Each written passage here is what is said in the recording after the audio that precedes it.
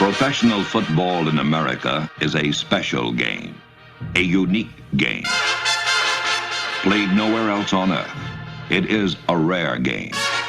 The men who play it make it so. Hey, everyone in, let's go. Huddle up on 3. 1, 2, 3, huddle up. Y'all like y'all never played football before.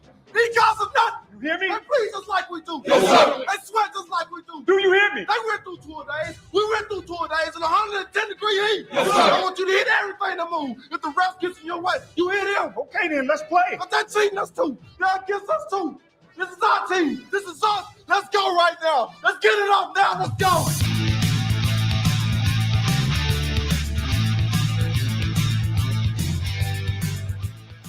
Back-to-back, man. You do not see this in college football. But the Georgia Bulldogs bludgeon their way to back-to-back. Glory, glory, Georgia, as the fight song says.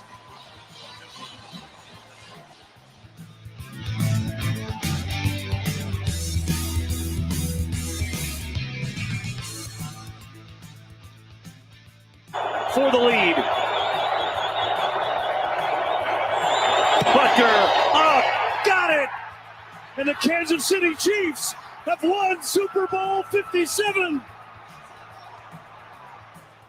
And now, welcome everyone to the Huddle Up Podcast. You are looking live. Hello, everyone. Welcome, Huddle Up Podcast. We are back, week number 2 of the new season.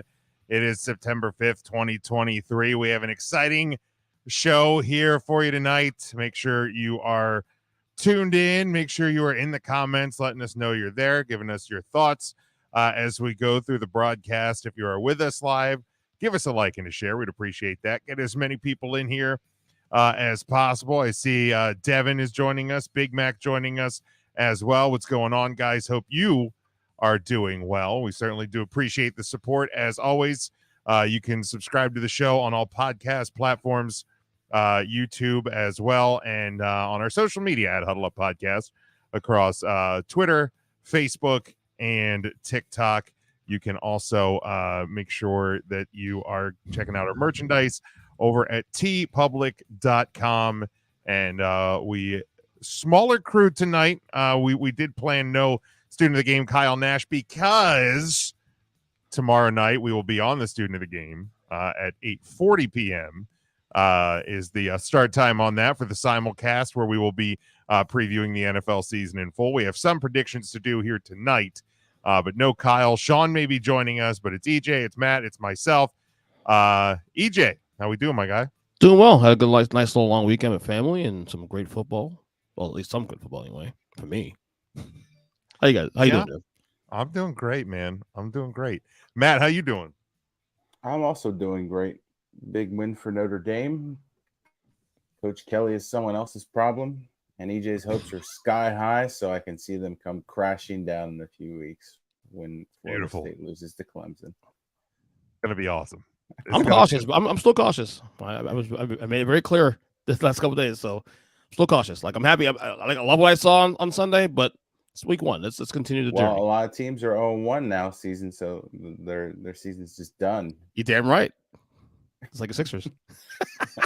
I mean, the funny thing is, EJ, the one sport where a week 1 game is actually probably close to a must win, at least in some aspects, is the only one you didn't call a must win. Just saying.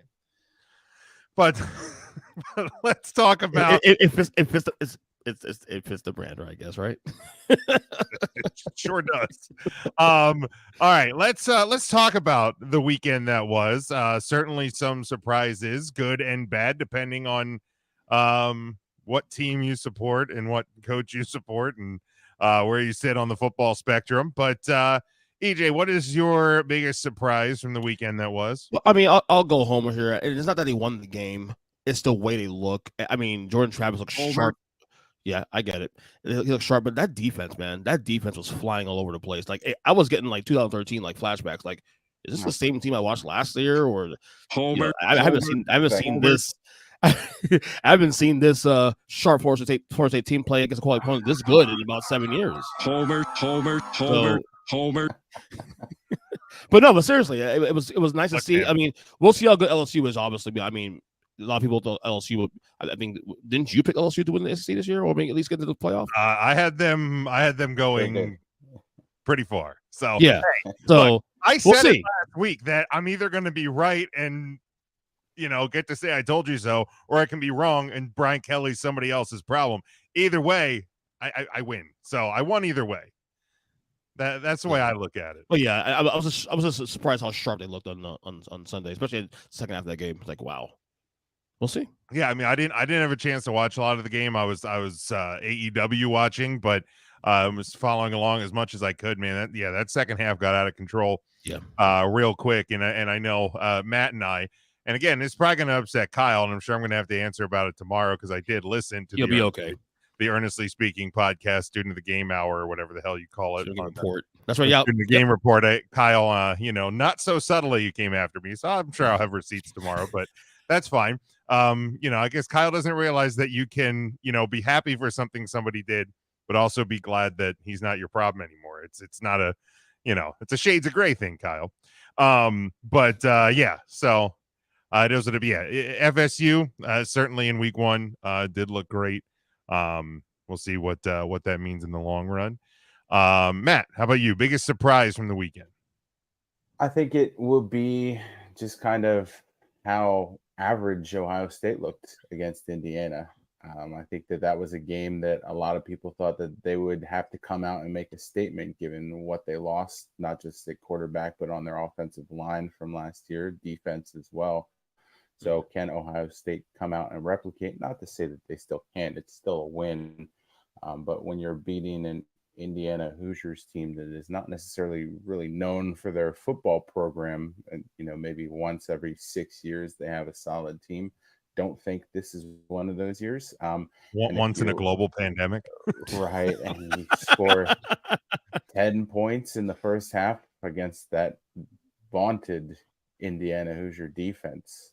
That has to be telling in terms of when they do face defenses that have a little bit more muscle than what they have in Indiana. So I think that would be kind of the biggest surprise for me. I thought it would be a huge win for Ohio State. I thought they would eventually struggle against some other teams down the road on their schedule. But I think coming out week 1 and only beating Indiana by 20, this is not the start that Ohio State or their fans were expecting.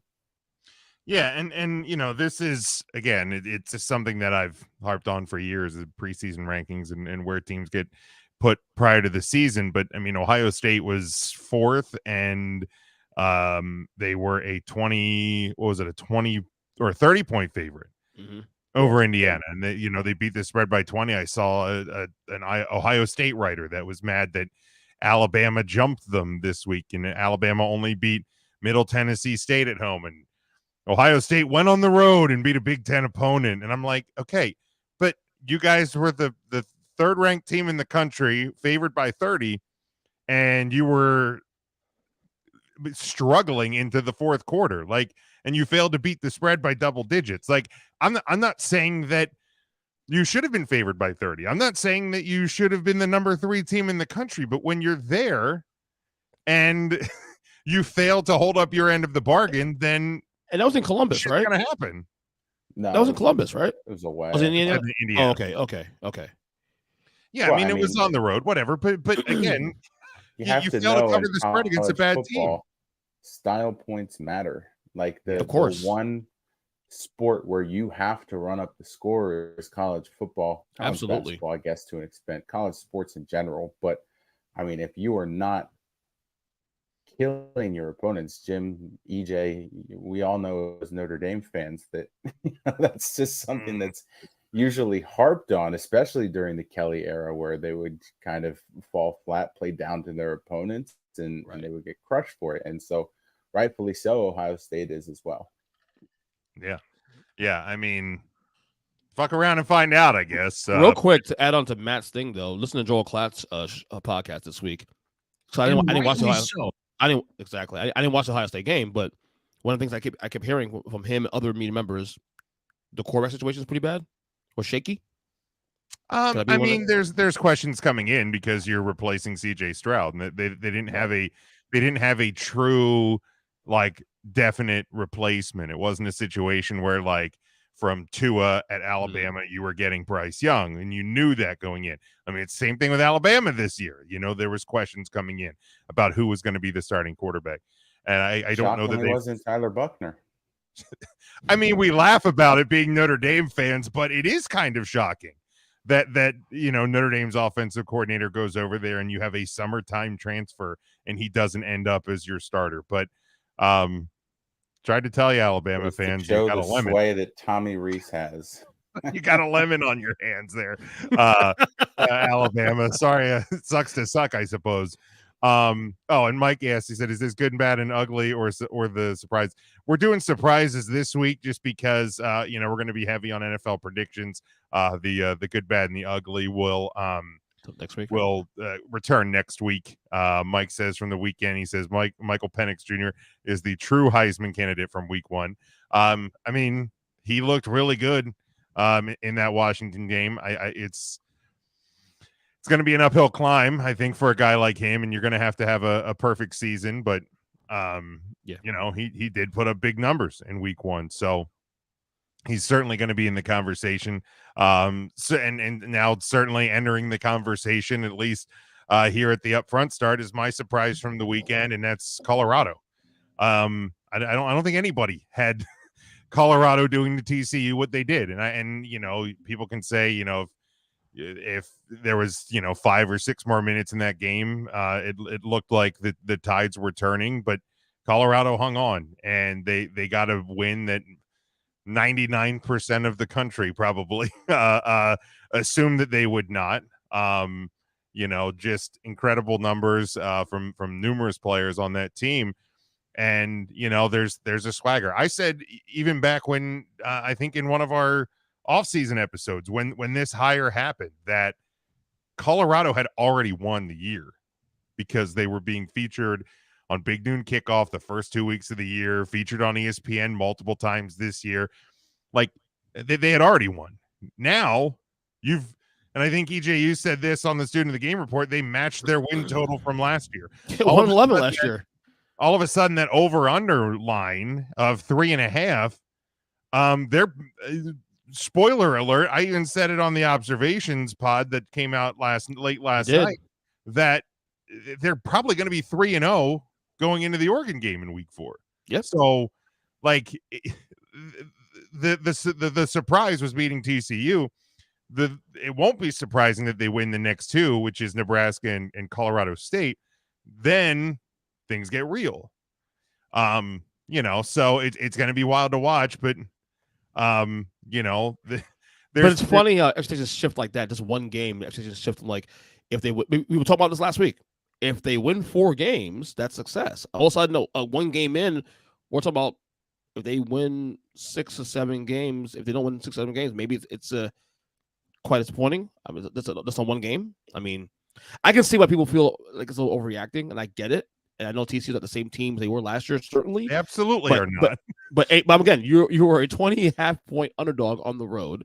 You not only covered, you actually win the fucking game. And that's the thing, and that team looked like it was motivated from the start. It looked like it was engaged. Obviously, there's a lot of holes there. The defense is still pretty bad, but the whole point of this Colorado thing this year, especially, is to make it your team attractive for other recruits. And so right now, so far, so good for Dion and company.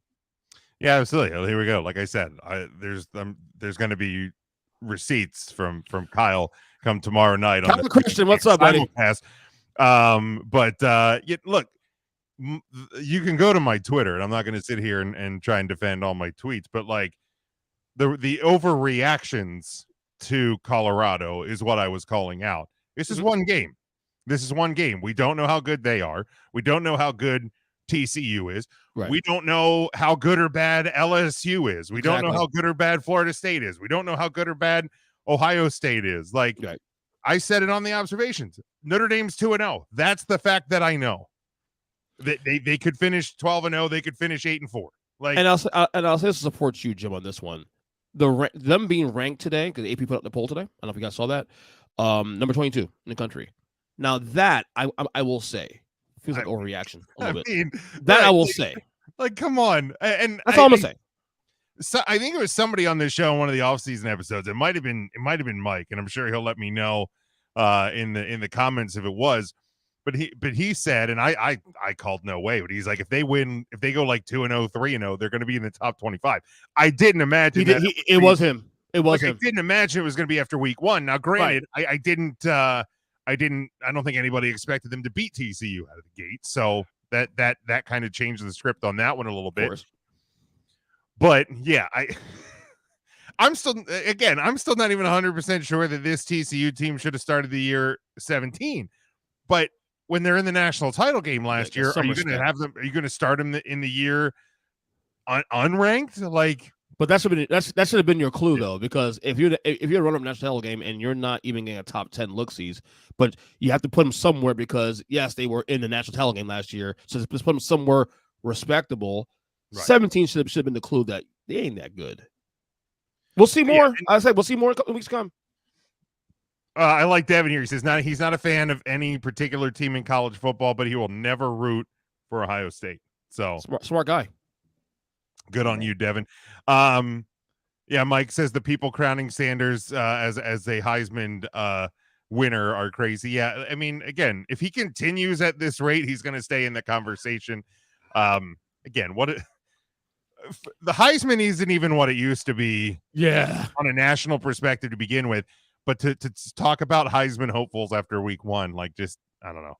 To Mike's point, but it wasn't Mike for the record. He just said that. He was actually a week ahead of schedule. He said 2 weeks into the season. Yeah. 1 weekend they already ranked. So to Mike's credit, man, he was right. Yeah. Yeah. So again, it's crazy weekend. Yeah, it's freaking nuts, man. But whatever, it is what it is. You know, there was some big upsets. Again, Florida State getting the win, considered an upset. Duke taking down Clemson in a big way last night was a huge upset. Clemson falling from 9th to 25th in 1 week.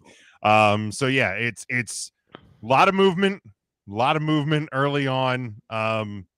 Again, it's September 5th.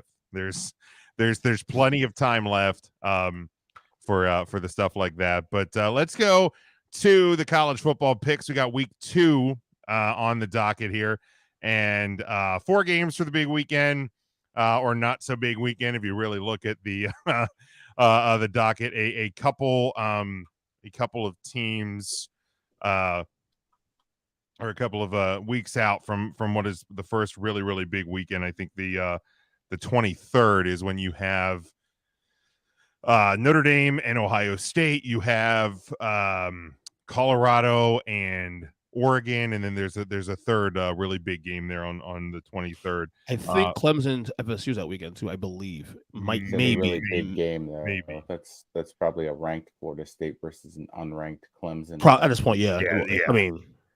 I mean, let's see. No, Clemson. That is the game. Well, yeah. Well, okay. Clemson has Charleston Southern and FAU the next 2 weeks, so I'd be shocked if they lose either of those to fall out of the top 25.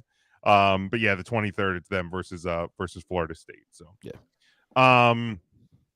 To Mike's question, he said, "Is Duke in the top 25?" Yeah, and yes, 21. Poll, they are 21. So they are. They moved up. 8. They look good yesterday. They look good yesterday. So, which seems weird. Like it says they said Duke moved up 18 spots. Did they really? Where were they?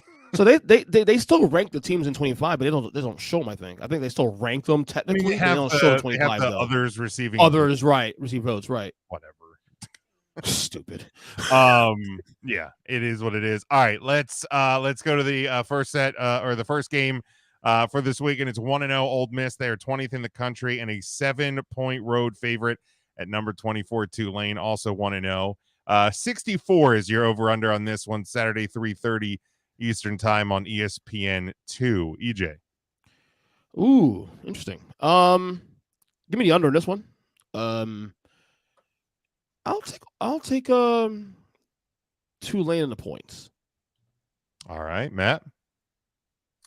I mean, points, I like man. over. You do? I do. Just because both of these offenses score a lot and neither have a really stout defense. So give me the over, but I will take Ole Miss minus the 7.5. Yeah, I think, Tulane, cool, cute story and all. But I just think there's a different level of competition, even in like the mid tier of the SEC. So I'll take Ole Miss plus the 7. And I'll take the over as well. Even though it's a lot of points, I'll still take the over. There's a lot of points. Let's see. Yeah, Mike, Duke won ahead of Colorado. Yeah. He has Tulane outright plus the over. Yeah, Colorado's 22. So he thinks Tulane is going to get the win outright over Ole Miss. All right, next one we have number 23 Texas A&M 4-point road favorite at the U. Matt's team. That's Matt's team for last year. That's your boys, EJ. Communist. Miami also want to know this one. Over under is 51. Saturday 3:30 Eastern time on ABC. Matt, we'll start with you. I will take the over on that. I feel like that's pretty low for two offenses that performed well last week. And I can't say the U is back. I'm not going to stand behind it. The U is back. I would take Miami plus the 4.5. I would take Miami money line if I were gambling on this game, honestly. Dang. That's how back they are. How back the U is, baby. Johnny Football's not working out of that locker room, A&M. So EJ. So this is similar to you guys who faced last week. Two teams you can't stand. Well, not so teams you can't stand. I don't mind A&M. I can't stand Jimbo Fisher. Wait, isn't he the guy that brought you a national title? I don't give a shit. I never liked him. I was never a fan. The only success you've never a fan. Never a fan. All right, I've been saying it for years. And then you got Miami, of course, Miami. I'll take the over on this one. It's really low, right? Like 51 slightly for both these. Yeah. I wouldn't even give it a slight over. I would give it hammer it. wide margin over. I don't know. Miami look good. I mean, look, they played Miami, Ohio last week, but they look pretty good last week, I will say. Shut up. Fuck, I'll go the upset. Give me Miami. Marge. Yeah. You know what? A&M stinks. Give me Miami plus. Let's get Jimbo in the hot seat. Miami outright. Let's get Jimbo's ass in that hot seat. Sure.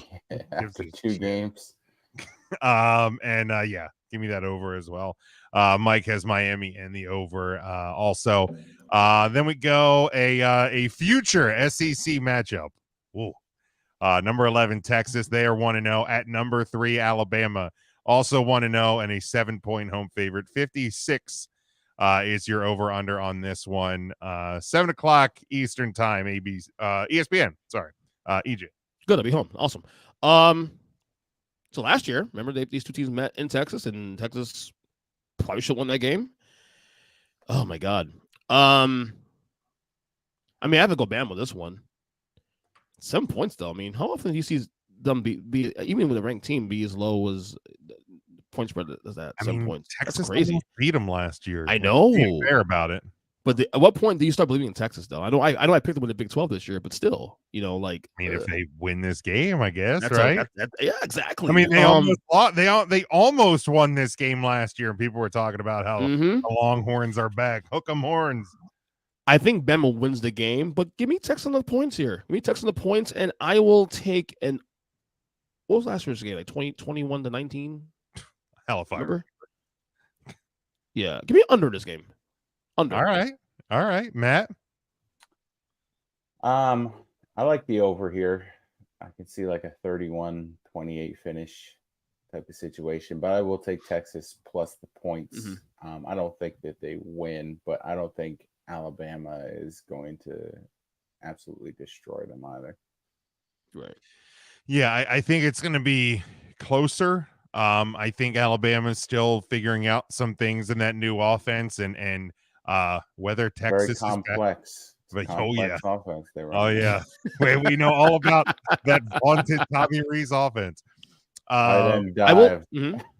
I will say this though to Matt's point earlier about style points. Bama could use a style points win here. Honestly, against a quality opponent. Because a lot of people don't think Bama's gonna be that good this year, at least by Bama standards. So a blowout win here could help some perception, because there's a lot of perception about obviously Georgia being the best team in the SEC, but then you have people saying LSU's the number 2 team.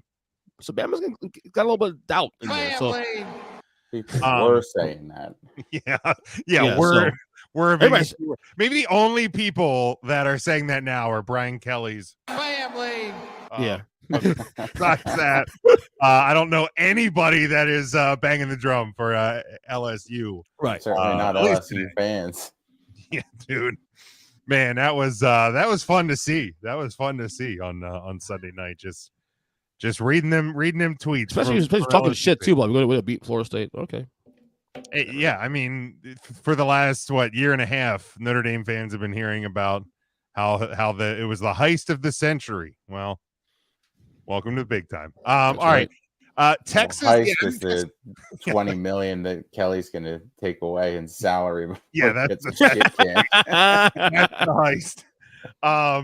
I think Texas covers the 7 here.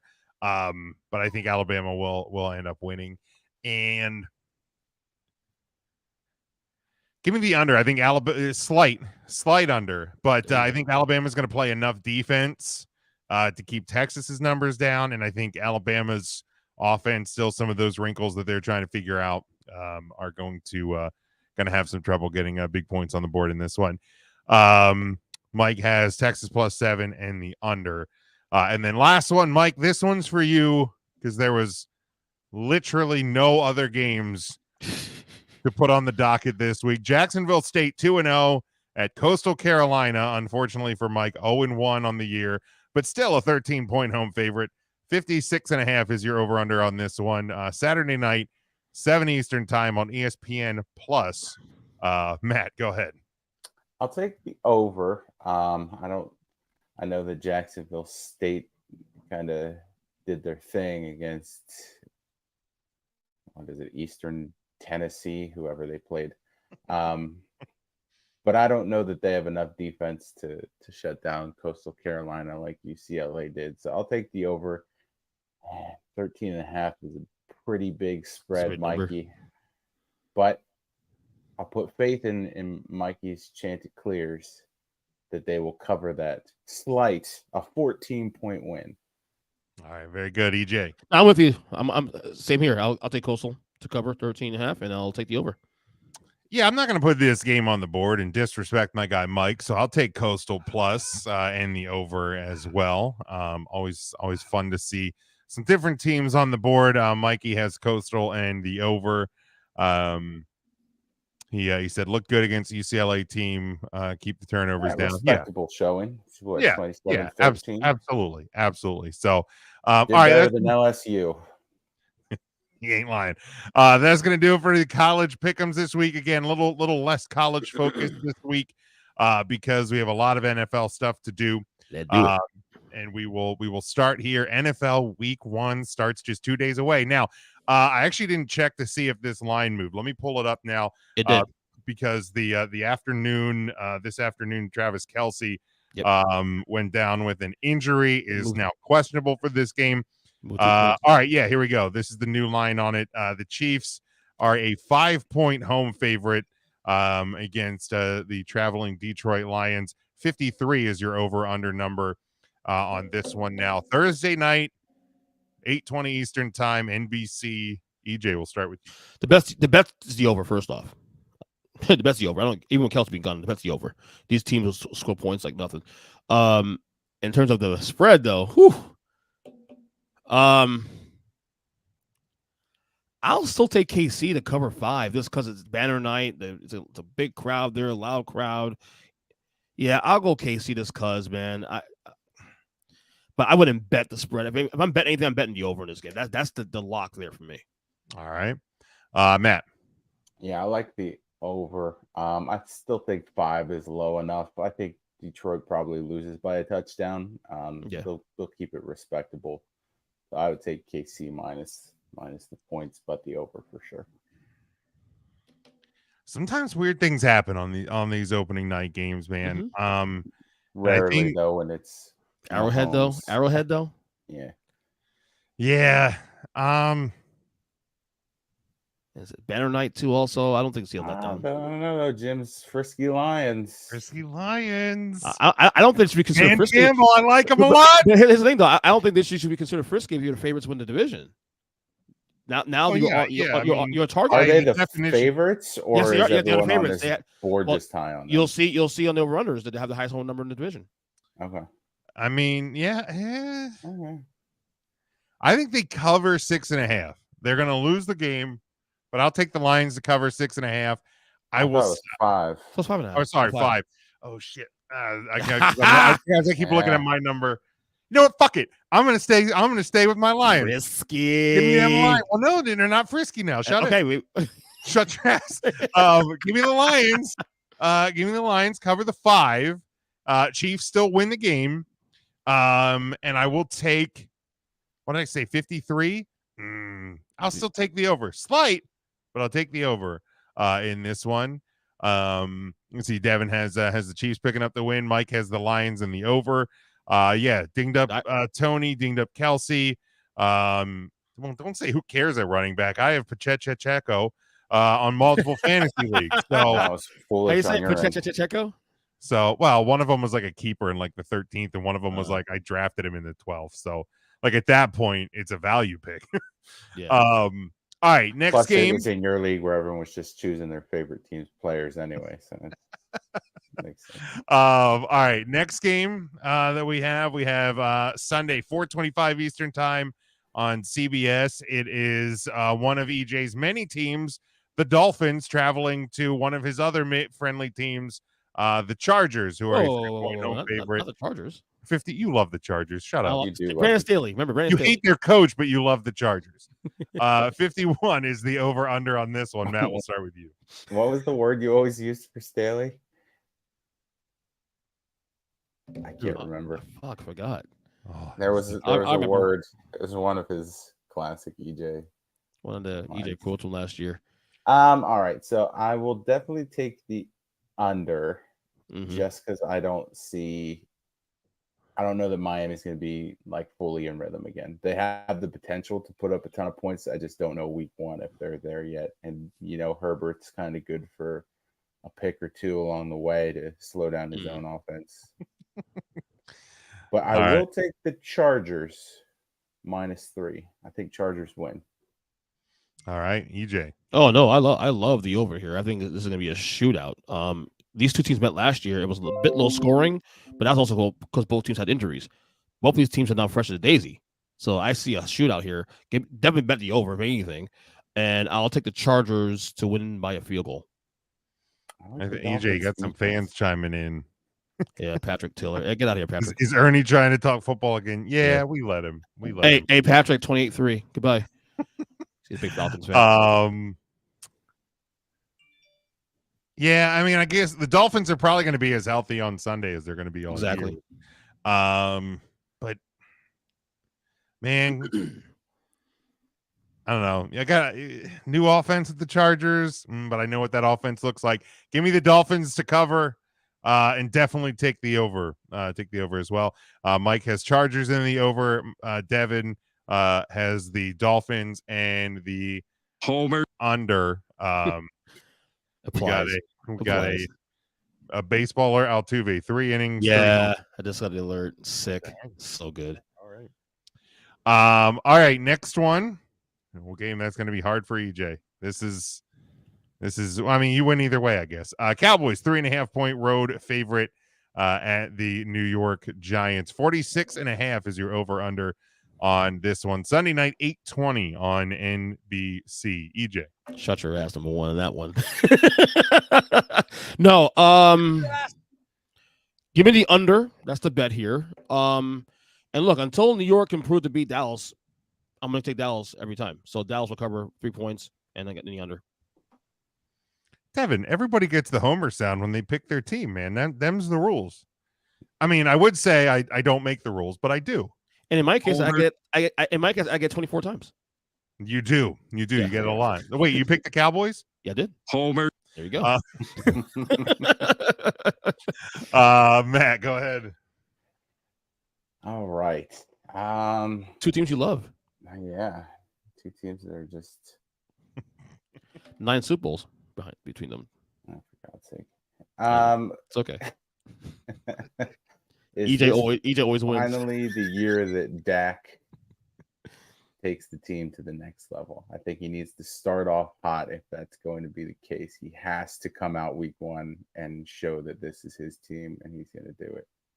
Mm-hmm. And you know how my jinx works, Jim. Give me them boys. So you jinxing the Cowboys. 3.5. I love it.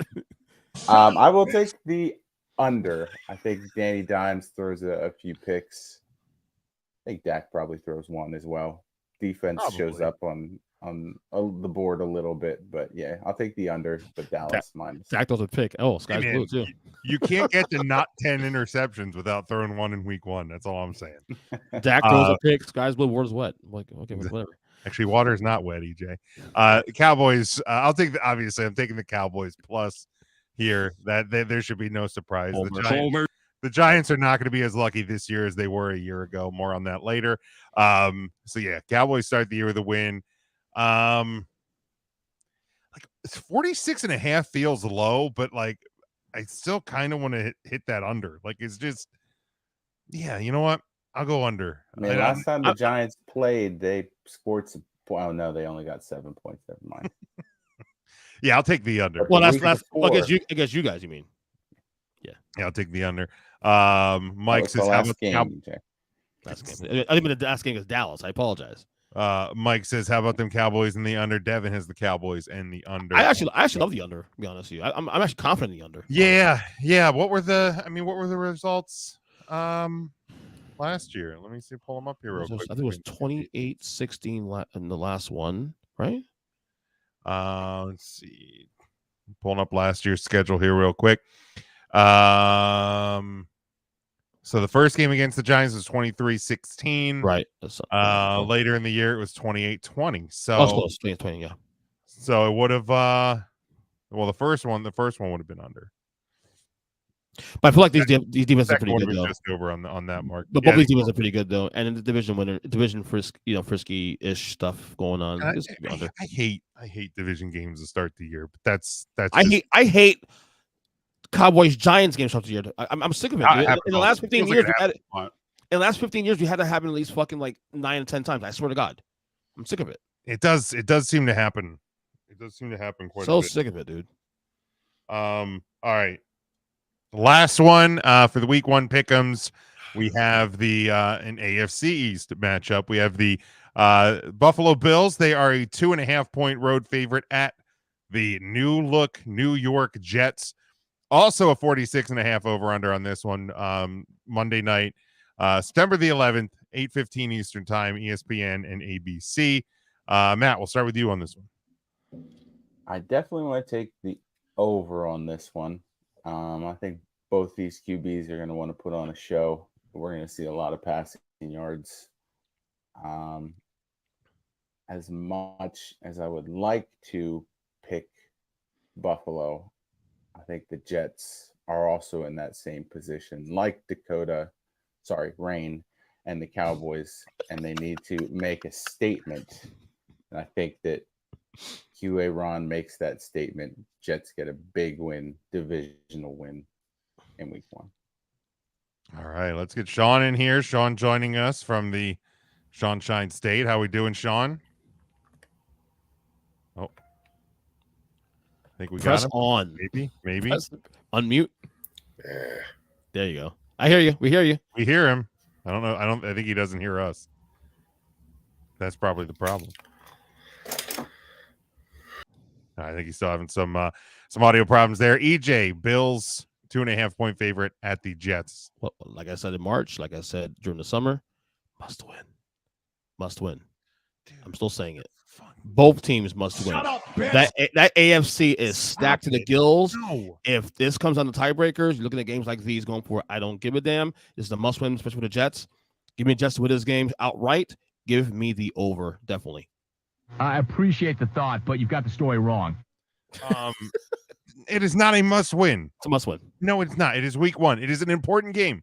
I will give you that. It is a very important game. But you have 16 other ones to course correct this if you lose this game. Cool. 16 other games. Cool. I get it.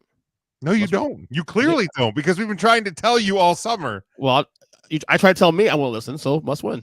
Oh my God.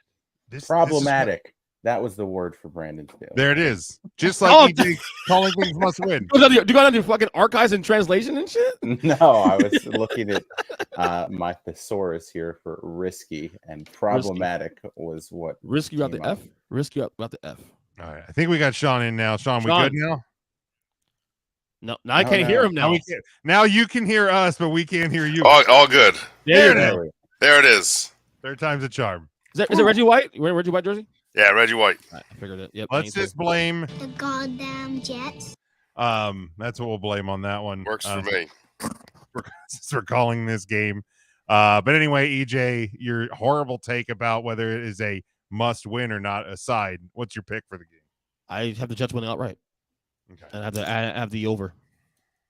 All right. And it's a must win game for the Jets. I said what I said, buddy. Yeah, well, you're wrong. Just whatever. Just stand there and you're wrong. Listen, be wrong and get used to it. Thank you, Mike.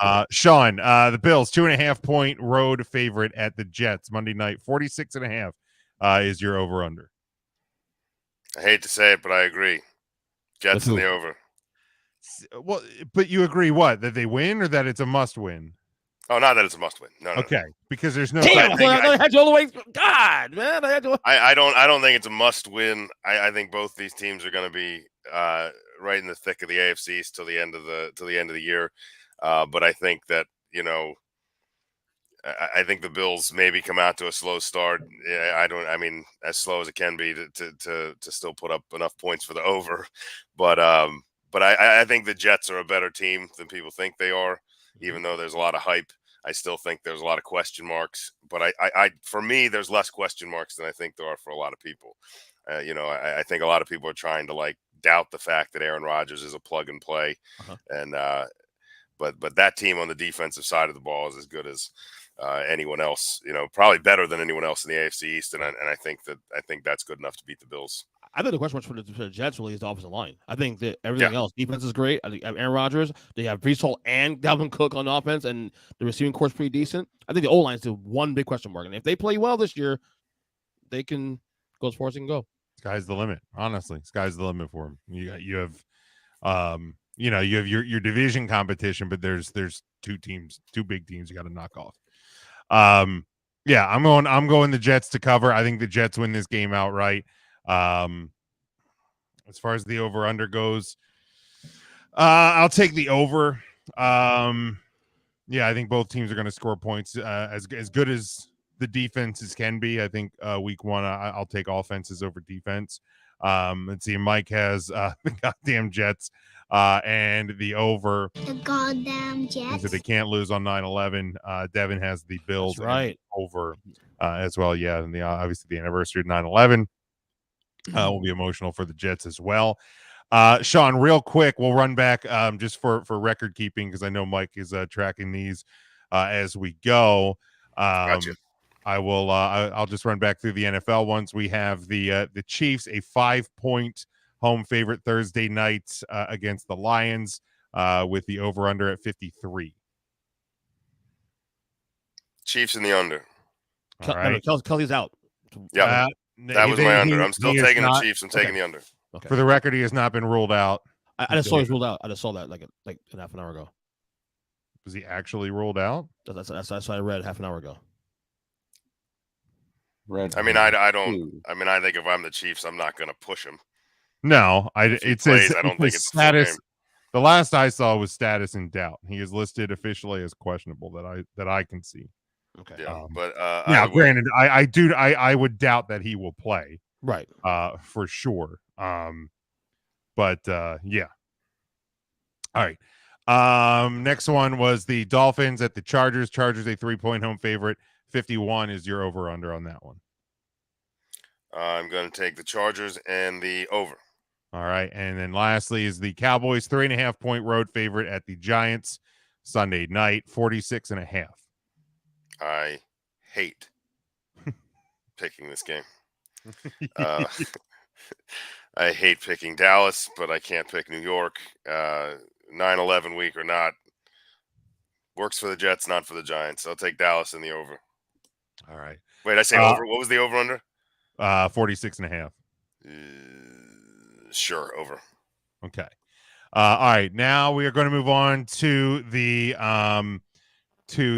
division and wild card team predictions. Now we're not going to run this on this show out through the Super Bowl. We are just going to give our division winners, our playoff teams. When we go to the simulcast tomorrow night, that with Kyle on the Student of the Game, that's where we're going to pick our full playoff predictions. You bring the brackets, we'll run out the whole Super Bowl teams and all that. So we will start in the NFC. Let's start first with the division winners, East, North, South, West. Sean, we'll start with you first. All right. Well, I think my East is fairly obvious. Gonna take Commanders. the Commanders. The Commander Skins. Wait, we're picking the last place team. It's Commander. No, I'll take Philadelphia. I don't see anything but improvements on that roster, and I don't see much standing in their way. I mean, obviously anything can happen. Obviously, any given Sunday and all that. But there's a lot of Sundays, and there's a whole lot of really good players on that green roster. Give me Philadelphia. Far as NFC, am I going through all of them? Yeah, you can run through the 4 divisions. Yeah. All right. NFC North, I'm going to take the Vikings. I feel like there's a lot of deflation as far as the other teams in that division. Obviously, Aaron Rodgers, the best quarterback in the division, is gone. And you can pump up Justin Fields all you want. You can tell me about how good and how speedy the quarterback is in Chicago. The Bears aren't that good otherwise. So I'm going to stick with the one thing that's proven. Give me Kirk, give me Jefferson, give me Addison, give me all the parts that just look good. I think there's probably even the better defense in that division. So I take Minnesota in kind of a roll away win in the North. NFC West, I'll go with the proverbial powerhouse. I'll take the 49ers. I think the roster is good enough. I don't believe in Brock Purdy. So if he doesn't play well, is there a chance something goes wrong? Sure, but I think that running game and that offensive line's good enough to just carry them. Kind of not make him be the reason why. So I think I'll take the 49ers anyway. And in the NFC South, this is the juggle. This is like which you start juggling and see which ball's in your hand last. But it's not great. But the one team that stands out to me is the New Orleans Saints. Not great, Bob. No, it's not, Bob. Not great. I've seen here in the Bay, not a lot of hope. All preseason football talk is on like positional battles and who's going to be not a bunch of Baker creamsicle jerseys. No, and down there, Sean. And there are radio hosts that are trying to talk about a resurging career for Baker Mayfield, and I'm like, look, man, if it hasn't happened yet, it's not gonna. I thought Trask was gonna win the job to start the year. I thought with a season. How bad is Kyle Trask? I don't think he's that bad. I'll say this much though, but he's accurate. I don't know. I just I thought in a season with no expectations, with the pick that they took him with, that this would have been the year, because there's really no, like I said, no expectations, no real hope. You throw him in, see what you have. The worst thing that could happen for him would be probably Baker having a decent year and then retiring. and then like getting thrown into a team that there's some hope behind, and then you have to perform or you're out. I think that'd be awful. But good news for him is their win total over/unders at about 5, and I have the under, so yeah, he should be fine. We'll Might get to even those see him by year's end, but I don't think there's much else. Rookie quarterback in Carolina, and the Falcons. Bijan's got a lot of hype. I think that's the one team that could push, in my opinion, if all the pieces fall into place and the defense isn't terrible. I think they could push New Orleans, but I think New Orleans just has more veterans. I think bringing in Carr was a good choice, and I think that offense is going to be pretty good. I think they run away with that one. All right, Matt, your 4 NFC division winners. Yep. So I'm going to have the Eagles in the NFC East as well. I think they returned enough to keep the crown in that division, or in that division. NFC North, the one team you didn't really mention, Sean, is my pick to take it, and that's the Lions. Jim's frisky Lions aren't so frisky anymore. Or not frisky, right? Yeah. I think that they've added enough talent on that offense to kind of make up for the deficiencies that Jared Goff does have. And I did not mention the Lions, and in the AFC, I'll try not to mention the Browns. Just like Cleveland. In the NFC South, I agree on the Saints. I think in terms of the overall team, you just have to look at who has the best quarterback, and sure, that's Carr by default, I guess, in this instance for this season at least. And in the West, even though I also don't really believe in Brock Purdy, I don't think that any of the other teams have enough to supplant the Niners as top of the West. All right, EJ. All right, so the East, unfortunately, go to the Eagles. I got to hurl. But they're You're fantastic. a Jalen Hurts guy. You know I am, but that's where it ends. But the Eagles are still really, really good. So, yeah. Allegedly, right? I think they go Homer for a second. Oh, wow. So Eagles definitely East. That's not. I mean, obviously Cowboys going to challenge that, but I think Eagles going to win that. The North, I'll take the Vikings. Still, I think it'll be a little bit of a drop off from last year because they're 13-4 last year. But I think they're still the most stable team of the 4 right now, at least on paper. Detroit, I feel is a little overvalued, but we'll see how that goes. I think they'll win that. Stable's a good word. Yeah. That's pretty much where I'm at. Yeah. Right. So I'll go with Vikings just for the stability more than anything else. Because again, you're trusting the Lions to win the division. That's the whole idea. I don't know if I can trust it. I feel like that's a good Kirk Cousins word. Right. He's just stable. He's not fantastic. He's not bad. He's just right. He's good. He's solid. He'll get you to the playoffs, and that's where it ends. Who do you trust? Hubba, hubba, hubba. Money. Who do you trust? So Minnesota in the North. In the West, of course, San Francisco. I'm kind of hot and cold on Purdy. I want to see more. I'm not like you guys, like saying, I don't believe him. I don't know much. This is still a small sample. So give me San Fran because I trust Kyle Shanahan. I trust that team, the roster. It's a solid roster. And then in the South, going Saints. I'm gonna say this though, but the Saints, and it might be a little hot take here about whatever. Never saw me before. Okay, go ahead. Yeah, go ahead. No, go ahead. I gotta. No. To say it before I hit the alarm. I'm not saying it's going to happen, but look at their schedule. Don't do it. It's a possibility that if the Eagles show a little slippage, or Eagles or Cowboys show a little slippage, don't do it. Or San Francisco, don't do it. The Saints could don't do it. Challenge the number 1 seed in the NFC. Don't do math. They play the NFC. They play the NFC North. They play the AFC South, and their own division. Say don't do math or don't do math. Either way, No. So my point, my case for that is more so the fact that they play their own division. Obviously, the South is trash. They play AFC South, which is mostly trash, and they play NFC North, which we don't know how good Green Bay and Detroit will be. Green Bay, Detroit, Chicago will be this year, so they can pull off 8 to 9 wins right there alone. Just saying. They could, but they won't. Right. Would I bet on it? No. But there's a path. That's not how it works. That's not how any of this works. Right.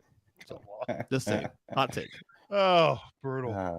Man. Now I don't feel as bad about my hot take wild card team that's coming out. Stay on brand, my guy. And I hate the Saints for the record. So I'm gonna go Eagles to win the East. They're ew. I mean, it's gross, but like until proven otherwise, they're just too good. Like I fucking hate it, but they're just too good. In the North, hell yeah, I'm going my Lions, baby. Not frisky. They're not frisky anymore. They're all grown up. They're tough. They're big. Got Man Campbell in charge. Let's go. In the South, for the same reason, all of you guys echoing it, like by default. I personally, I kind of disagree with Sean in that, like, if there's going to be a team that challenges, like if Bryce Young is actually as good as people think he is, like, I think the door is there for the Panthers to maybe decent enough team around challenge it in that division, but I don't see it this year. So it's going to be the Saints by default. They will be nowhere near the number 1 seed because only psychopaths would think that. And in the West, like I don't know that I see the repeat with San Francisco. I think that there's going to be a sophomore slump with Brock Purdy. I think there's still going to be lingering injury issues. And the fact that he was never that good to begin with. Or that. And you know, and then you're going to have to trust. I mean, it is a talented roster, absolutely, but it is also an aging roster as well, and you're going to have to trust that they're going to stay healthy for 17 games. I don't know if you can. So as much as I hate this as well because of who their coach is, but I think Seattle's going to be the team. If it's not San Francisco, I think it's going to be Seattle. Hit the button. That's a hot take. I'm sorry, that's a hot take. Hit the button. I'll hit it. I mean, that's a hot take. I don't think anybody's picking Seattle to the division. Maybe a wild card, but not division. I mean, to Jim's argument that team does have to hope for the same injury luck they had last year, where they didn't really face adversity with their core surrounding the quarterback. Granted that they experienced the injuries at the quarterback position, but Christian McCaffrey finally completed a season, right? Did he miss any games last year for the first time in his maybe career? in Carolina for the first couple of games? So I mean, he's usually good to miss 6 to 8 weeks a season. Right. I didn't draft him in fantasy, so you might be okay, but typically that's like the kiss of death. A squad, but he's going to be. I'm just saying, you for that to happen, for Jim's thing to happen, you need a massive slippage, and Seattle to really come back to really massive slippage. We're also, I mean, you trust Shanahan. I really don't. If anyone is problematic, EJ, I think it would be Shanahan. I trust him to get the playoffs. I mean, Seattle made the playoffs. This is a discussion about not trusting Brock Purdy, but also then trusting Geno Smith. Like we're that's what I'm saying. You want Geno to we're riding the Geno Smith train. They both have like 1 year track records at this point. I mean, I think it's more as much as the guy's an asshole. I think it's trusting Pete Carroll, who's proven himself to be a really good head coach and getting the best out of a roster that really, if you look at it, I mean, is probably better than the team that went 9-8 a year ago and went to the playoffs that nobody had. You do realize though, by you saying San Francisco is going to slip this year, you strengthened my Saints argument now. No, I didn't. Jim. You just did. No, I didn't. What I started out looking. I said that if Eagles solo slippage and the Niners, because those are the 2 teams I believe the Eagles, the Cowboys, and the Niners. Cowboys slash teams that needed Cowboys slash Eagles because it's a division, of course. Because EJ, the Saints are going to get in at like 8 and 9. Like, no, you think so? That bad? Are you out of your mind? Again. NFC South, AFC South, NFC North. I don't care. All the bad teams in the South are going to castagize and split around with each other, man. Wait, say it again, Sean? I said I don't think the AFC South is as bad as you think it is. Outside Jacksonville, I mean, at least it won't be for the whole year. I think you got a couple teams there that and we'll get to that take later. But I think that it's better than. I don't know. I feel like they're going to split series with other teams in their own division. They're going to probably split the AFC South because they're going to lose to Jackson. I don't know.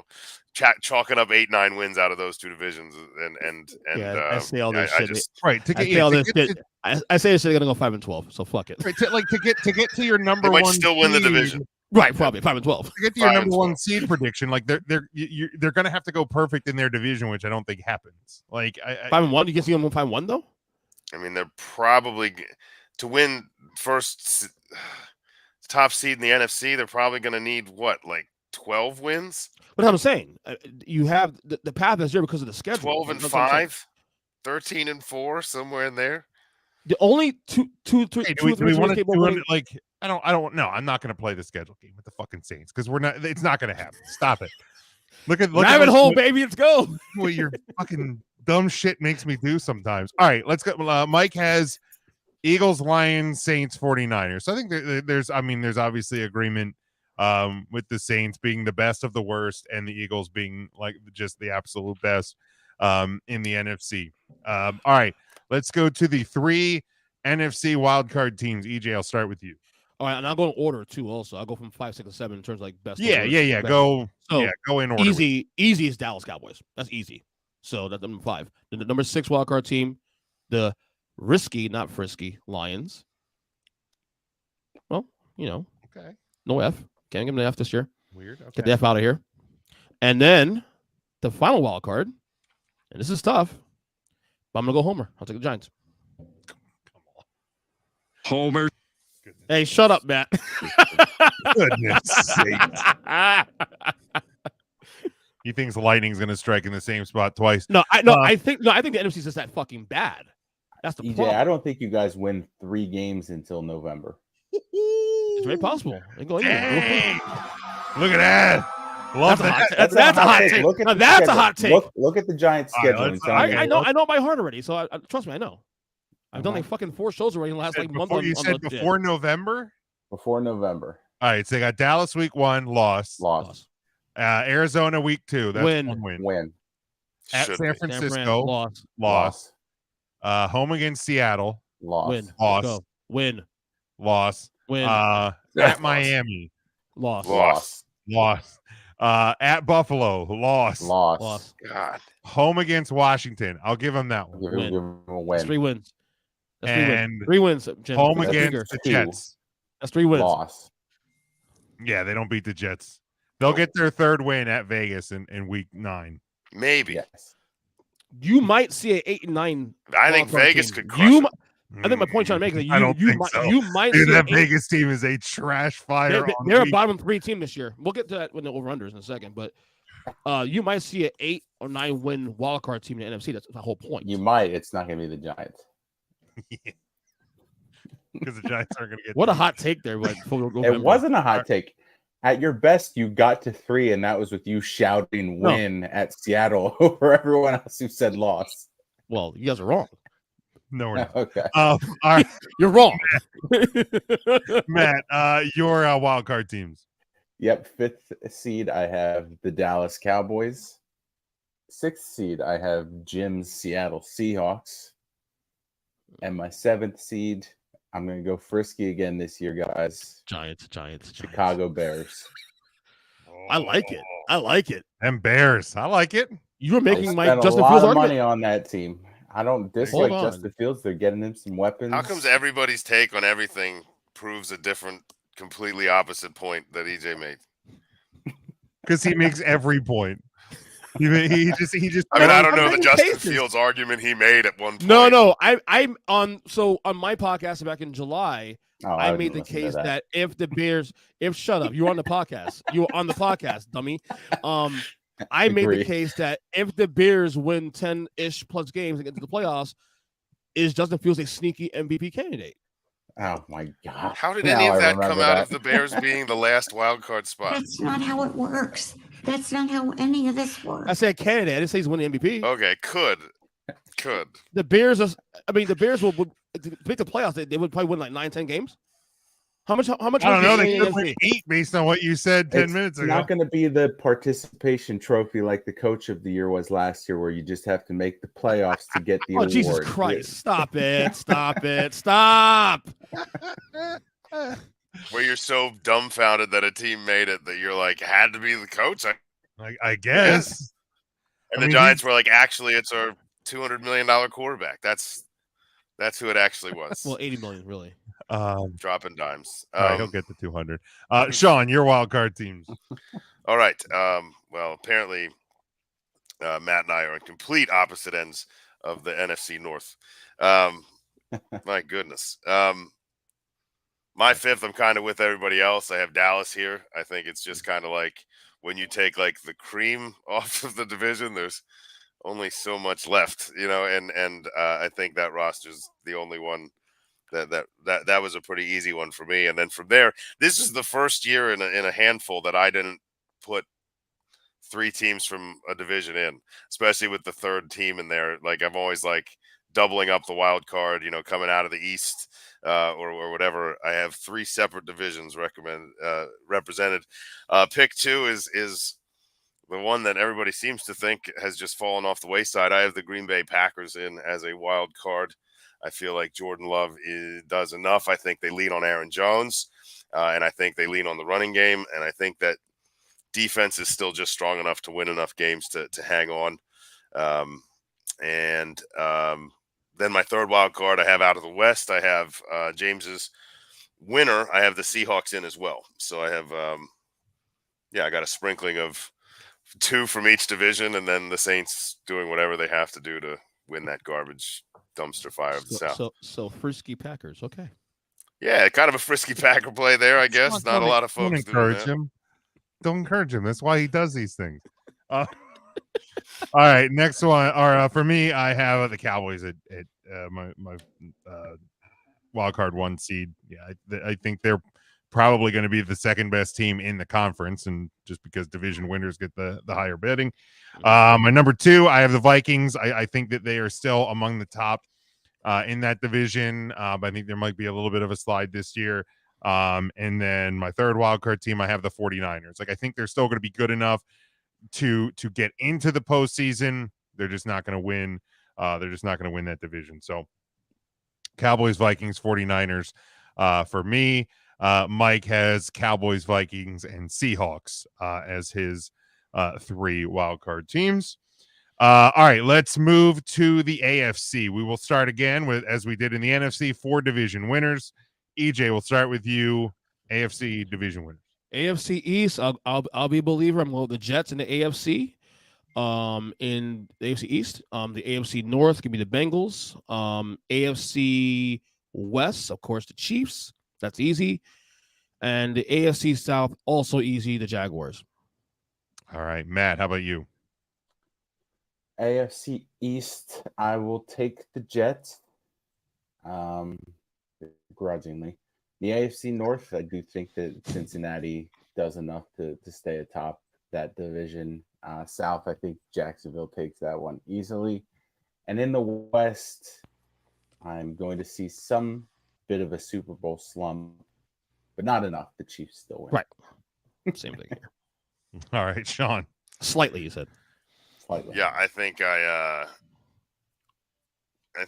pretty much agree with everything you just said. I have Jets, Bengals, Jaguars, Chiefs. Yeah.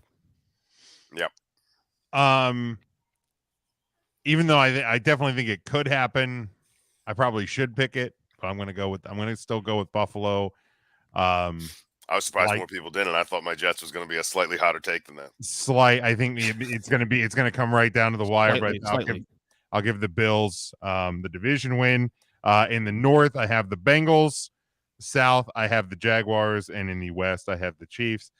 Mike has Bills, Bengals, Chiefs, and Jags as well. So yeah, I think the division winners, for the most part, except for the East, seems fairly agreeable, fairly straightforward. Nothing too shocking there. Feels very chalk. Yeah, I felt kind of surprised picking it, like the way everybody kind of bashes on the NFC right now, and how all the greater quarterbacks and the greater teams are in the AFC. I felt like picking the cream of the crop in the AFC was a lot easier. I was just kind of like, yep, there's my 4. I think the fun is in the wild card, because there we go. Like the division winners, I think have kind of separated themselves from the pack, except for in the East. I think the East is going to come down to a 2-team race. Jets and Bills. It's going to come down, to those November, December games. Sure. I mean, I would, because I said it the minute that the Jets traded for Aaron Rodgers, that I thought that they were a potential division winning team or more. And we'll talk about that more tomorrow night. Simulcast, 8:40 Eastern time, student of the game, huddle up. It is the simulcast as we run through our playoff scenarios. But yeah, the rest of it's there. I think the meat, and there's a lot. This is where I think kind of the biggest difference in the 2 conferences. I think there's a lot more teams are going to vie for these 3 spots in the AFC than kind of the crap fight in the NFC. But let's go to the wild card. Again, we'll go in order with them. Sean, we'll go to you first. It's fun. All right. Well, my first one's going to be the other half of that East battle. I'm going to take the Bills in my 5 spot. I'm going to take the battle in the West that everybody always hopes for between 4 teams. I think it comes down to 2. I'm going to take Herbert and the Chargers, take the second wild card spot. And here's my borderline hot take. The closest thing to a hot take I have all day is that the Indianapolis Colts. Fuck out of here. Are you serious? On the arm of yes, I do. I think that I like what I've seen of Richardson's development through the preseason. I don't think he's ready to just come in and just win immediately, but I think that they're going to figure out the Taylor situation. I think he's eventually going to play, and he's going to do so on rested legs. And I think they're going to be able to lean on the running game. And I think Richardson makes good enough decisions to come out of that division in second place. And I think that they sneak in with a low-end wild card berth, probably It's a bold strategy. Probably on a Matt Gay field goal in Week 17. Who's the coach of the Colts again? Who cares? That's coach of the year right there. If you're saying that Frank happens, Reich, right? No, It he's is in Carolina. He's in Carolina. He's in Carolina. Yeah, Reich moved. Yeah, that's if that happens, Sean. Whoever's the coach, I just, from what I watched him play against the Coach Eagles, of the year. and I watched enough highlights of it. I don't think Richardson's quite ready, but just the steps he made from his first start to playing that entire half against Philadelphia, and the lack of mistakes that I saw, and just like a little bit more poise. He didn't, it was a second team defense, obviously, but he didn't look rattled whenever they sent stuff to him. And he could have actually put up way better numbers in that game. He had a lot of young kids in the hands. And I just thought, just from what I saw, it's kind of kind of a poise I didn't expect to see out of him. And I don't know. I have a feeling about the Colts. I'll say this though, of all the rookie quarterbacks, he's the one I'm most intrigued by, honestly. Yeah, and I was baffled when they took him where they did, and I figured he was probably the lowest end of that draft stock in the draft this year, and I think he's going to prove me wrong in my initial assessment of him, and yeah. All right, Matt, your AFC wild card. Yep, in the 5th seed, I have the Los Angeles Chargers. 6th seed goes to the Pittsburgh Steelers. 7th seed, Buffalo Bills. Ooh, Buffalo almost missing it altogether. Almost. I think that Miami gives that East a little bit more of a challenge. I mean, if Tua stays healthy, the Dolphins will be competitive without question. I'd like to throw out there that my who cares possibly division winner, possibly. If my who cares on the Colts coach was simply because they took our offensive coordinators. I was going to say it was the former Eagles offensive coordinator. That's why who cares to replace the not because I didn't know Eagles offensive coordinator. All right, EJ, yours. My 5 seed is my biggest spoiler of the AFC this year. Give me the Steelers as the 5 seed. Look at their schedule. It's a lot of it's a fairly cake schedule. My 6th seed is what was it again? The Dolphins. My 6th seed, and my 7th seed. I had it. I took a little while for this one, but I'm gonna go with the Ravens. Okay, which means Buffalo's out. So you have Pittsburgh having a cake schedule, but they are also having to play 2 of your playoff teams 4 times. Their toughest games outside the division are all home games, though. I went to that schedule like a fine tooth comb. They should open win the week against the Niners. And they will win that game. And they will win that game. They will win that game. I picked on my picks show today. They will win that game. I called that weeks ago. They will win that game. Are they going to win that game? That wrong statement aside, that you are right that the rest of their schedule then does get a lot easier. The toughest games are at home. That's what I'm saying. My problem with Buffalo, I think Buffalo is a really good team. Buffalo's schedule is hell. Buffalo's schedule is in my opinion, the hardest in the league. Because on top of playing all the teams they're going to play, they also got to go to Cincinnati and play in London against Jacksonville which is actually a home game for them, but it's really a home game for the Jags. So they have the toughest schedule in the league, in my opinion. All right. That's why. And I don't think they've gotten better. I think they're a good team, but they didn't separate themselves from the rest of the pack. I think everybody else around them got better. So I'll agree with that. My wild card teams, my number one wild card team in the AFC is the New York Jets. I think the Jets will possibly have a better record than two of the division winners, definitely one of the division winners. Again, they're going to be in that dogfight with the Bills. That one could go either way. My second wild card team is the Baltimore Ravens. I think even if Lamar gets banged up a little bit, like you have, again, not the greatest weapons in the entire world, but they're the best weapons that this man has had in his career. So like we can make jokes about Odell Beckham and some of the other guys they've brought in, but it's still the best weapons that Lamar Jackson has had. And we've seen him win more with worse teams. So I have the Ravens as my wild card 2. My wild card 3 is the Chargers. I was going back and forth between them and the Steelers for this one. And it's one of those where I think could go either way. A loss here, a win there, from one or the other, it could go the other way. But I think the Chargers will get the edge there, and keep EJ's favorite head coach still in Los Angeles. Mike has the Jets, the Chargers, and the Dolphins. He thinks Lamar will get hurt. It's very possible. Again, I mean, the guy has struggled to stay healthy over the past few seasons. That is that on the division winners. Like I said, we will not do Super Bowl and conference champion predictions on this show. We will cover those tomorrow with Student of the Game with the simulcast. I will say, let's do the league MVP predictions and who we think will have the number one overall pick. What team will have the number one overall pick next year? So EJ, I'll start with you on that one. Who is your league MVP for this year, and what team gets the number one pick next year? Daniel Jones MVP. I'm just joking. MVP. I'm gonna go in honor of Kyle Nash here tonight. Joey Burr for MVP. And then one pick in the draft. We'll go to Arizona Cardinals, who might go 0-17 this year. Man, they're gonna win like one of those like stupid games that they should. Well, they have a Houston, and I think that's Houston a hot and take. Indy. That's it. Yeah, they might. Take. They are. What I will say is this: they are the best candidate to go 0-17. I'm gonna say they will go 0-17. Lukewarm take.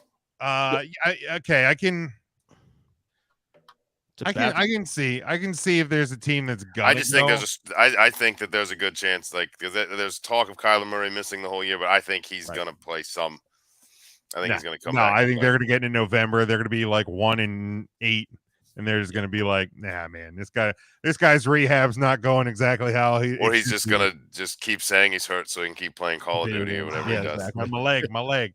Yeah. Let's see. There's a couple of games on that schedule with the Cardinals, like games against like Cleveland, Atlanta, Houston, Texans. I just said Houston. Yeah. There's like a 3-game stretch. Hell, let's see. Honestly, even the Rams, Houston, the Texans. Yeah. It was a reaction,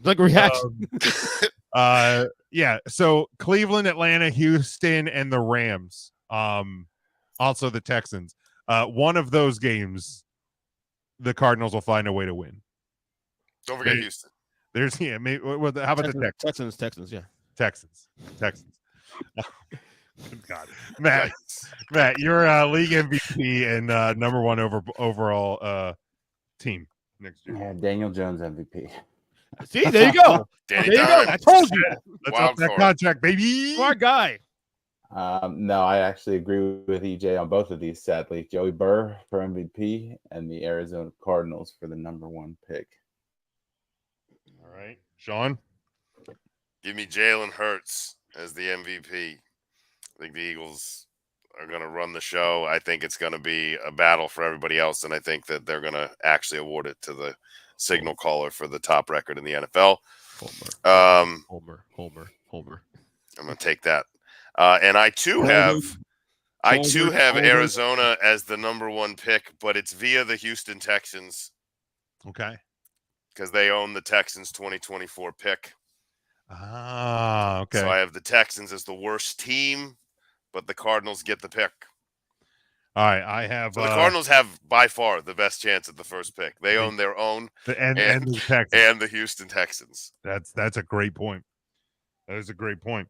I have Jalen Hurts, as gross as it is, winning the league MVP.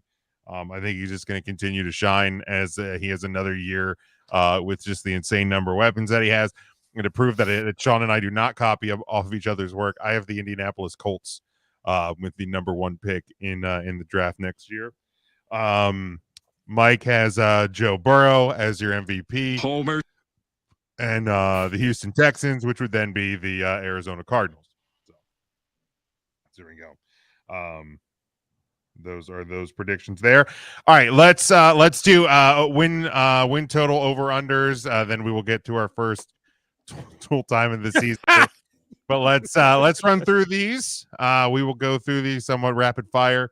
I'll go in the same order every time. EJ, Matt, and Sean, and then myself. Okay. We will start with the Arizona Cardinals. 4-13 last year. Your over/under total for this year is 5.5. Not just under, but way under. All right, Yeah, Matt. Not even a slight under. Yeah, exactly. So I get the under at 5. I'll take under. Yeah, I'll take under. Yeah, under on this one. Like we did last week. You can enter your comments if you're following along live.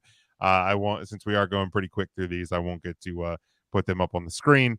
Next one, Atlanta Falcons, 7-10 a year ago. 7.5 is your over/under. I'll go under, but they're gonna flirt with us. The 8 wins because the schedule. I can see 7 wins, but under. So slight, Matt. Yeah, I'm not going to be a slight one since they have to face the number 1 seed in the NFL in their conference.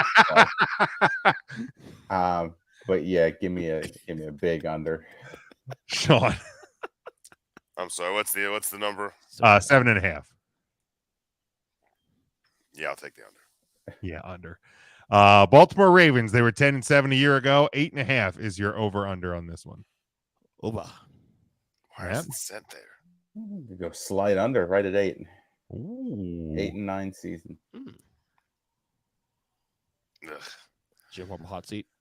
Well, I don't have him in the playoffs. Would that be John Harbaugh? I mean, John Harbaugh. Sorry. Not Jim Harbaugh is already on the hot I know. seat anyway. I know exactly. And the Texans. Yeah, I'll take the under. I don't have him in the playoffs. It's got to be like right there. I have him as a playoff team, so I will go over, even if it is slight. Buffalo Bills, 13-3 a year ago. 10.5 is your number this year. I'm going a slight under. I think 10-7 is where it'll be. Matt? Agreed. 10-7. Slide under. John? I'll have them at like 11. I'll go slight over. Well, I have them winning the division and both of them having more wins than possibly other division winners, so I have to go over the 11 or more on this one. All right, Panthers, 7-10 a year ago. 7.5 is your number on this one. Under. Matt? Under, yeah. Sean? Yeah, it has to be under for the Saints to win. Yeah, I'll go under as well. Chicago Bears, 3-14 a year ago. 7.5 is your number. I'm actually going to go a little slightly over. Ooh, 8, Matt? 9. Who was the team again? Bears, 7.5. Oh, over. Yeah, I have them in the playoffs. I think that number's close. Under. Yeah, I'll go like 7 wins, so a slight. EJ. Slight under. But definitely much improved this year. Absolutely. All right, Bengals, 12-4 a year ago. 11.5 is your over/under for the Bengals. Even in the toughest division is, I'll go over still. All right, Matt. Yeah, I can see 12 wins. Nah, give me just under. Give me 11 wins. Slight. I'll go over. I can see 12. All right, Cleveland Browns, 7-10 a year ago. 8.5 is your over/under. Oh, I'm going slight under, but this is going to be one of my first key teams of the AFC this year. Just saying, the Browns rather. They can be a little bit of a spoiler. Sure, they can. Matt. Sure, under, not slight, just 8 and way 9 under. You got way under that? Wow, way under on that. Yeah, over. See, give me over. They were gonna be my semi-hot last wild card take, and then I got high on the Colts, and I got high, and then the Colts. Whatever it is. Was that you got high and you picked the Colts? Or you got high on the Colts? Read into it how you will. Okay, all right. Browns. I will go under. I don't know that I'll go as way under as Matt will, but I'll say maybe 8 wins, maybe 7 wins. But yeah, I think Matt don't like nice things. So well, the Browns aren't a nice thing. All right, Dallas Cowboys 12-5 a year ago. 9.5 is your number for the Cowboys. Way over. Anything less than 11 wins is a failure, in my opinion. All right, Matt. I don't know about that, but I will give them an over. Sean. Yeah, I hate it, but over. Over. They were 12-5. They were 12. Listen, Matt, listen to me. They were 12-5 last year. Okay. They got better. The Carbons got worse. Did they get better? Yeah. Yeah, I think so. Yes. Where they added pieces in the secondary, they added pieces in the defensive front. They added wide receiver. Gilmore, the old man. Cooks, the old man. Don't be a hater. Come on. Cooks, the old man. He's 28. Well, yeah, Cooks has been. It's like nonsense. He's like in his 10th year in the NFL, and he's only 29. But Matt, you'll hate me. You'll hate me tomorrow. Then shit. I will gladly. Well, I'm not going to be on tomorrow. So he came into the league at the same age that like LeBron entered the NBA. Yeah. Like, all right. Yeah, Cowboys. Like he was like 18, 19 years old. Yeah. All right. The Denver Broncos. Oh, the Denver Broncos. I'm going to take hold on. Brandon Cooks is 30, you liars. Yeah, just Brandon Cooks. Okay. Wrong side of 30. All right. Denver Broncos 5-12 a year ago. 8.5 is your number for the Broncos. I'm going to take a slight over. I'm going to believe Russ to bounce back this year. All right, Matt. I'm actually going to take a slight under. I do think they'll bounce back. I mean, they can't do any worse, but they're not winning more than 8.5. Let's say they're going to go 4-13. Like 7 or 8 wins is probably doable. All right, Sean. Well, I mean, this is one of those teams that I could see going either way. I feel like a part of you kind of wants them to do well, and I can't. I'm gonna take the under. Yeah, I'll take the under as well. I think Russ is cooked. I'm sure Kyle will make me answer to that one too. Detroit Lions 9.5 or 9-8 a year ago. 9 is your number for the Lions. I'm gonna go over, slightly over, but they'll get 10 wins. All right, Have Matt. win the division over. Give me 11. Sean. I'd love to call push because it's an even number. It's push 9 exactly. Yeah. No, it's Detroit under. I gotta go over, man. They're my division winner as well. Gotta go over. Your risky pick. Not risky at all. I believe in Man Campbell. The Green Bay Packers 8-9 a year ago. 7.5 is your number this year. I'm gonna go under, but I don't feel good about that. To be honest with you, I'm hearing good things in Green Bay. So, all right, Matt. I'm gonna go under, and I do feel good about that. Say it's 7. 7.5. I still have to go over. I've got them in the wild card. Mm-hmm. Shock the world.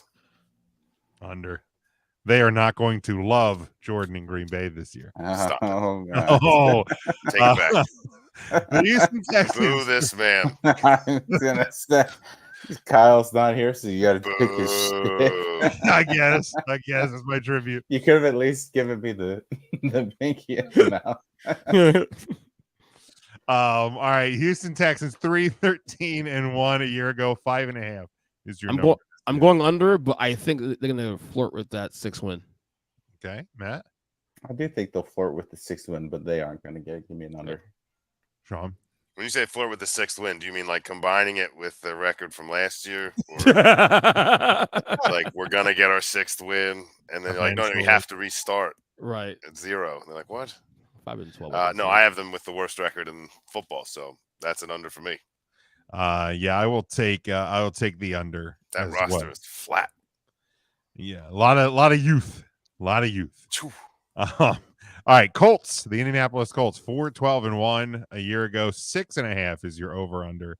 EJ. I'm going way under. They'll be one of the worst teams in football next year. Matt.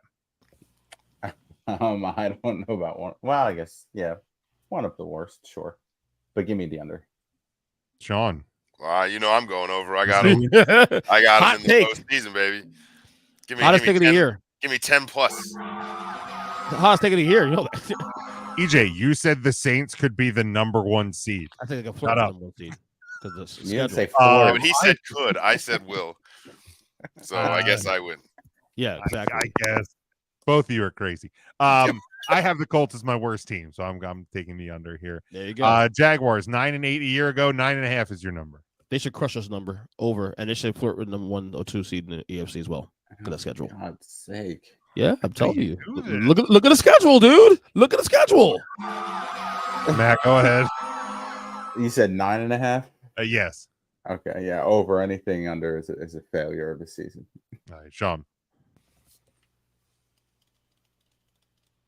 Uh-oh. Sure, over. Yeah, I mean, you would have to, right? If the Colts are going to be above, are going to be 7 or above, and the Jaguars win that division, 10, according to Sean. Have to. So you have to. Hot No, take of the year, buddy. Jaguars are good. Jaguars are good. Don't do math. Good coaching. Don't do math. Don't do math.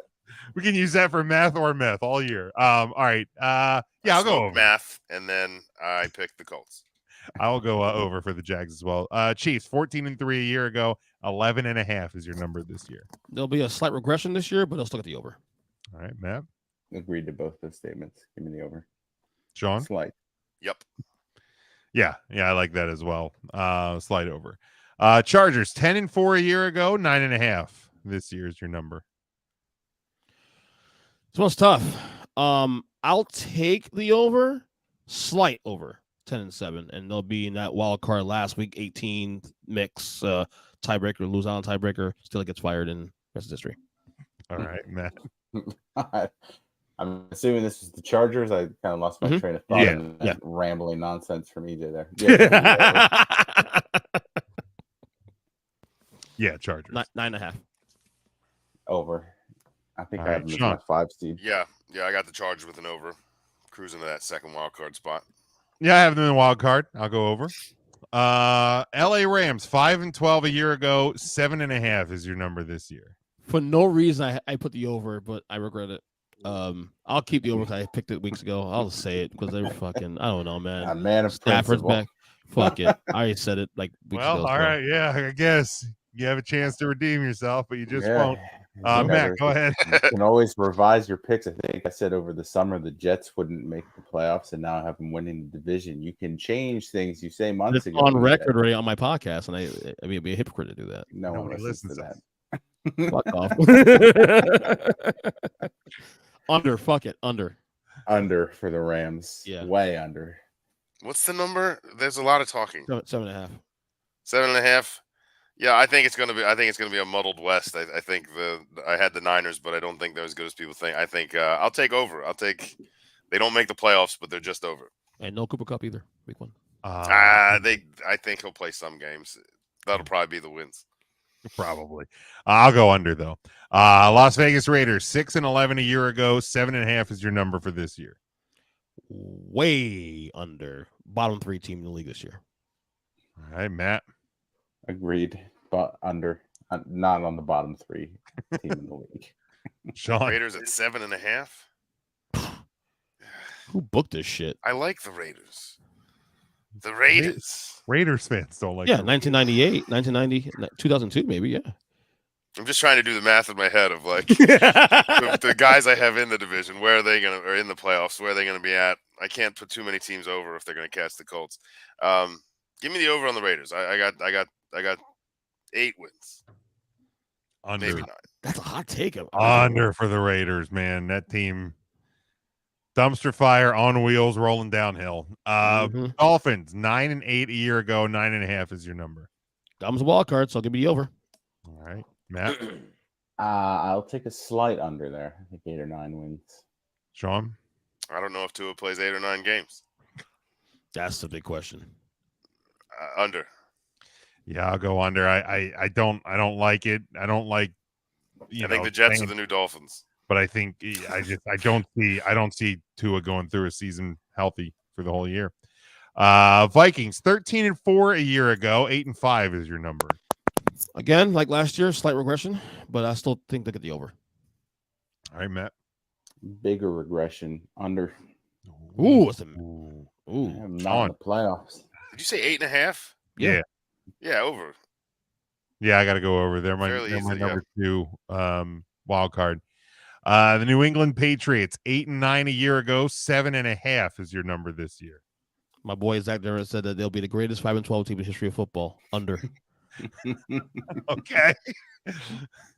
Yeah, I was even gonna go slight under. He's 6 or 7 though, but under. Sean. Yeah, that roster's flat, man. Yeah, not good. Under for the Patriots. The New Orleans Saints 7-10 a year ago, 9.5 is your number.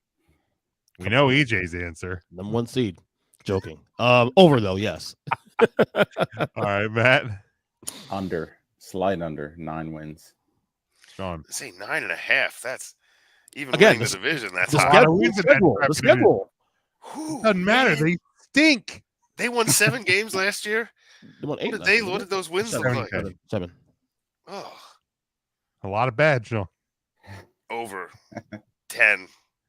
Nah, they're my division winner, but they're going to be under. They might not. They might be under 500, even though there isn't 500 anymore. Like the Bucks factor. They will be the worst. We get an even number of games. We got to get back to a 500. I hate the fucking 17 games. All right, pick the rest of them for me. All right, next one. We got the Giants 9-7-1 a year ago. 8.5 is your number. 17-0 over. Let's go. 17-0. Stop it. Over though, yes. Matt. Under. Of course. Well under. Sean. Team and number again. Sorry, I got a kid coughing in the other room. That's all right. Giants 8.5. Under. New York Jets 7-10 a year ago. 9.5. Over definitely. Matt. Yeah, division winners over. Mm-hmm. Sean. Up and away. Yeah, I got over on them. Eagles 14-3 a year ago. 10.5 is your number. A tick regression. Man, that's a low number. Yeah, it is pretty low. A tick regression, but still get over. All right, Matt. Yeah, over 12 to 13. Yeah, I mean that might be the most concerned I've been since the end of last year is hearing that number. But just because Vegas is like, don't be confident in anything. No, over. Yeah, over. That was easy. What do you know that we don't know, right? Right. Yeah, no, that's an easy over to me. Steelers 9-8 a year ago. 8-5 is your number. As I said earlier, my spoiler of the AFC over. All right, Matt. I'm in the playoffs, so over. Sean. Sure. Yeah, I have him in the battle for that playoff spot. I'll go over 8.5 for the Steelers. 49ers 13-4 a year ago. 11.5 is your number. I'm actually going under. I think 11-6 is right what it'll be. All right, Matt. Agreed. 11 wins. Sean. Yeah, I'll take under. That's kind of where I was at with inflating some of the rest of that West. I think that they get some extra wins out of some Niner losses. I have them as my wild card 3, so I'm going to take the under. Seattle 9-8 a year ago. 8.5 is your number. I mean, I got Gino again. We'll see, but for now, I'm still taking the under. All right, Matt. Playoff team for me, over. Yep, I'm with Matt. Over. Division winner, over. Tampa Bay Buccaneers 8-9 a year ago. 6.5. Sean or EJ, sorry. I'm actually gonna go over on this. They got enough talent on the other side of the ball that in that schedule could break well for them. They at least get 7 wins this year. They have to play the number 1 team in the NFC twice, EJ. Okay. That's 2 losses. That's 2 losses right there. I'm a little slight over. Slight. 7-10. I'll go under there. All right. 6 wins. This team was in my inner monologue for number 1 overall pick. Under. Yeah, they stink out loud. Under. The Tennessee Titans 7-10 a year ago. 7.5 is your number. This one's tough too, but I'm gonna go under. Just like under. Wasn't tough, but we'll take the under. I think they're just continuing to get worse each season. Tannehill's not getting any better for sure. Nope. Sean. Yeah, but if they pull him, they still don't know Then they who's might second. get better. So they don't. I don't think so. I have to get They worse. don't even know who their backup is. Yeah, exactly. They're like, it's probably the guy that we've had, but it could be this other guy. I think, but Vrabel's a great coach. So I mean, can you get like? Look, I like the Titans every year. I always pick them to win more games than people think they do. So I'll take the over.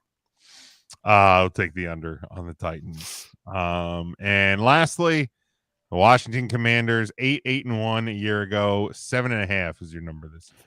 I believe in Sam Howell under. I believe that the Commanders finish in third place in the division. Of course you do. I didn't give you 3 wins until the month of November. I know you did it, Dick. I know you did. Couldn't be surprising. Yeah, the Commanders are nowhere deserving of any hype. But I think for the first time in a few years, there's hope. And I think that number is pretty close. But I'm going to take under. I think they're going to show some spark, but it's not going to be enough. No Dan Snyder anymore. And I still think they might be better than the Giants. I will take the under as well on the Commanders. All right, and in a segment for this week, as pointless as preseason rankings, but we're going to do it anyway. It is Ernest Christian's first power rankings of the year. I really hope Kyle's on the line here somewhere because he's not, but chat. I'll let you deal with him on there. But EJ, we'll start with your bottom 5. All right, here we go. So the first rankings of the year on Tool Time: 28, the Rams; 29, the Raiders; 30, the Texans; 31, the Colts; and 32, the Cardinals. Yeah, I honestly don't really have a whole lot of problem with those.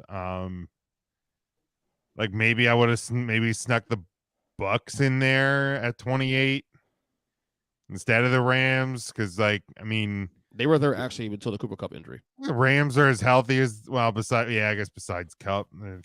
Yeah, who cares? just to be argumentative, I'll say the Bucks at 28, but otherwise argumentative. We're only talking bottom 5. Never mind. Yeah, exactly.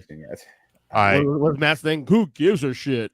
All right, go to your top 10, EJ. Go 10. All right, 10-1. Here we go. Number 10, the Chargers; 9, the Ravens; 8, the Jags; 7, the Jets; 6, the Bills; 5, the Cowboys; 4, Niners; 3, Bengals; 2, Eagles; 1, Chiefs. I think the Niners are probably too high. I feel like deja vu from last year. Every week. Yeah, I couldn't talk you out of it last year. East is a little too low as well. Yeah, I'd put like whoever you have coming out of the AFC East, I would have it ahead of the Niners and the Cowboys. Yeah, I'd agree with that. I honestly, to start the year, I think the Cowboys are probably fine where they are. I'd probably move the Bills or Jets up, whoever you think is the stronger of the two. To start the year, I'd probably flip them with San Francisco. I would probably have your potential number 1 seed in the NFC in your top 10 if you have that much faith that their schedule alone will get them to that height. Number 12. So it's a 10C. 10C, right? Sorry, Kyle. Otherwise, I think you're probably online again. I think it's easier to do these sort of things in college preseason rankings because we at least have, some sort of marking post from a year ago roster wise. Yeah. I don't. I mean, maybe the Ravens, I guess, depend. Again, they're as I guess Lamar's as healthy as he's going to be for the year. So, I I kind of see your point with the Niners. It doesn't shock you actually. Niners being maybe slightly high.